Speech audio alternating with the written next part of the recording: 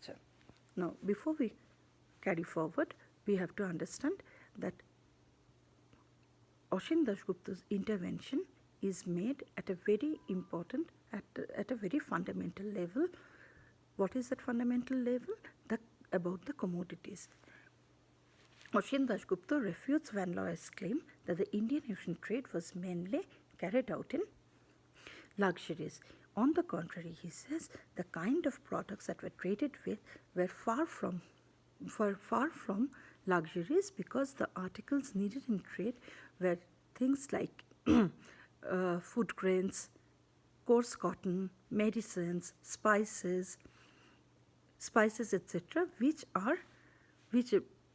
actually point to the which actually are needed on a regular day-to-day life, and not exactly articles of conspicuous consumption or articles of luxurious consumption.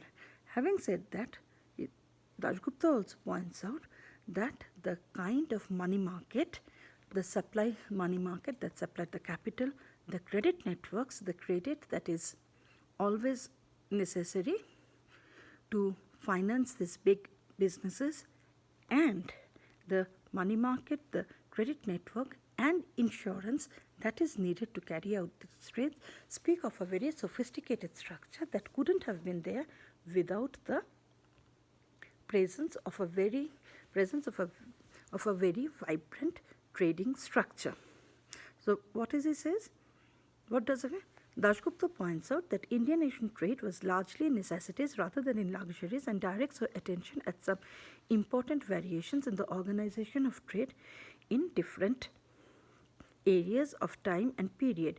In essence, however, he agrees with Van Looy on the omnipresence of the itinerant merchant. So Dasgupta is not saying that there were no peddlers in the Indian Ocean trade. Yes, they were there, but at the same time there were other big players as well. And among the big players, he talks about Abdul Ghaffar, a very, very rich trader who owned several ships and whose ships went out regularly for trade as far as the Red Sea and Mediterranean. The money market, the credit network, and insurance were all of a very sophisticated level in 17th century India. Dasgupta had no problems in seeing the Asian trading world peopled by small merchants, but the latter coexisted with men like Ghaffur, who were rich and powerful. He also cites other examples of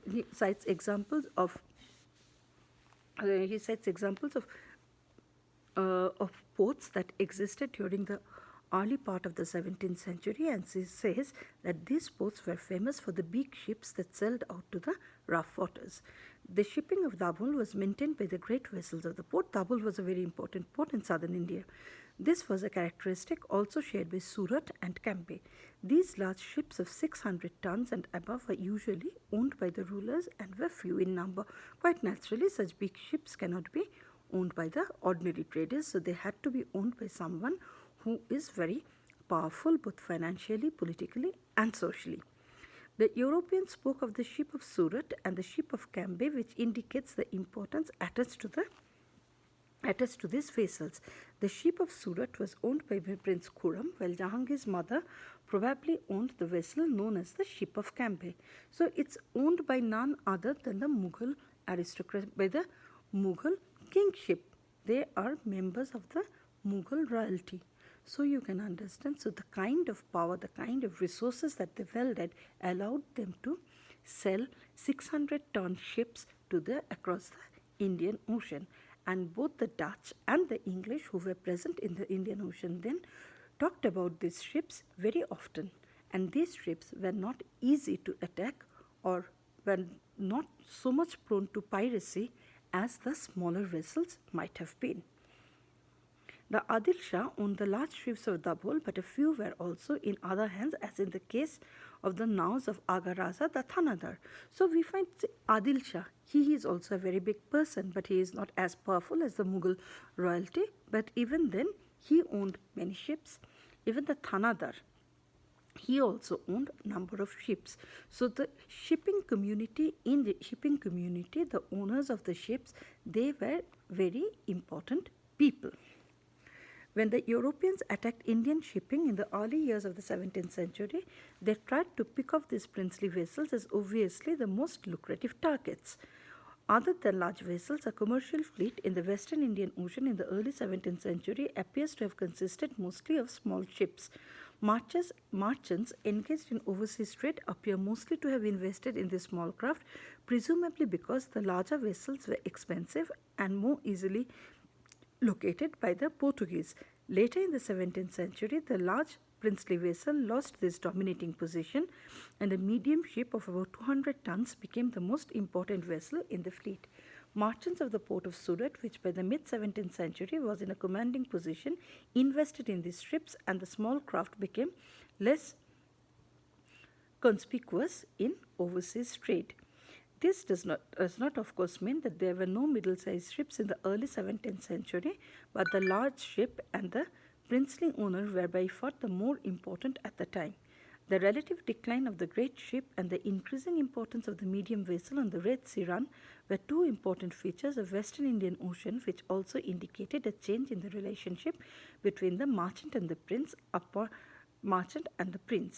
By looking closely at the Indian merchants, their trade, their problems, and their fortunes, Dasgupta brought to light a history which was separate and distinct from that of the European companies.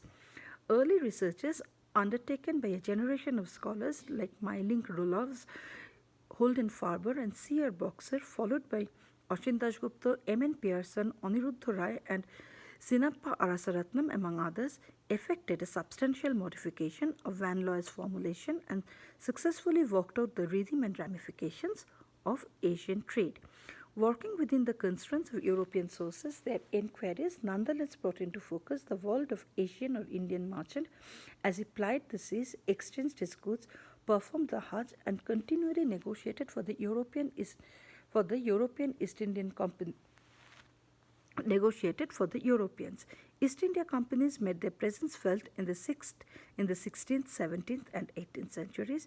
The maritime trading network they operated was wide-ranging and extensive in every sense of world system and linked the ports of Arabian Sea to those in South Asia Sea via a whole range of ports in the Bay of Bengal. The seasonality of the commerce notwithstanding, given the monsoon factor in the age of sails and the dispersed location of countless markets whose behavior was erratic and unpredictable, Indian merchants drove a vigorous trade in a range of goods that could hardly be classified as luxuries. Textiles, coarse and fine, constituted the single largest export item of the Asian trader, whose operations were by no means confined to petty retailing and peddling transactions. The workings of maritime trade were adequately supported by an integrated commercial structure that extended from littoral into the hinterland.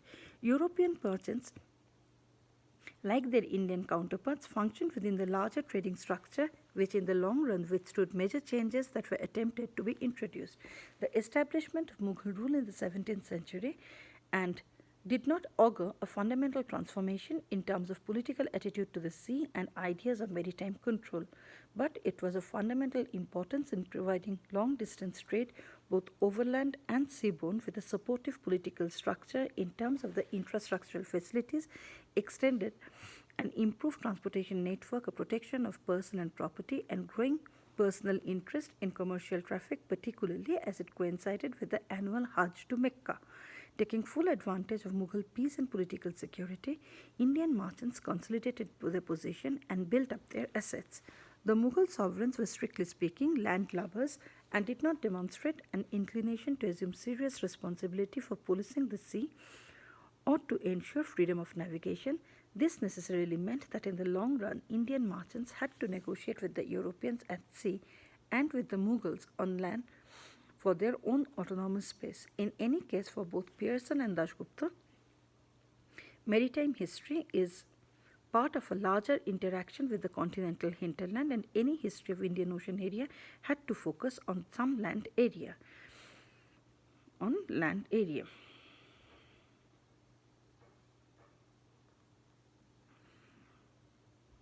The advancing frontiers of Indian maritime history are mapped out in Oshin Dasgupta's Merchants of Maritime India. Dasgupta's hero is the maritime merchant with his multiple identities: a small-time peddler, operating in uncertain markets, a well to do patrician rubbing shoulders with the local bureaucracy and driving hard bargains with the Europeans, a rebel whose politics proved eventually futile.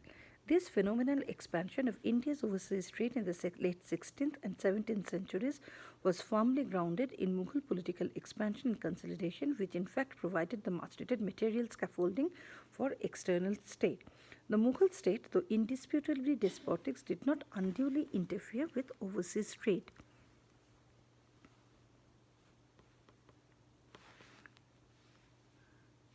The Mughal rulers varied in interest they took in matters mercantile. The relationship between the state and the merchant was not a simple one. Merchants had their different interests to pursue, and Mughal policy changed with the ruler and sometimes within the same reign depending upon circumstances.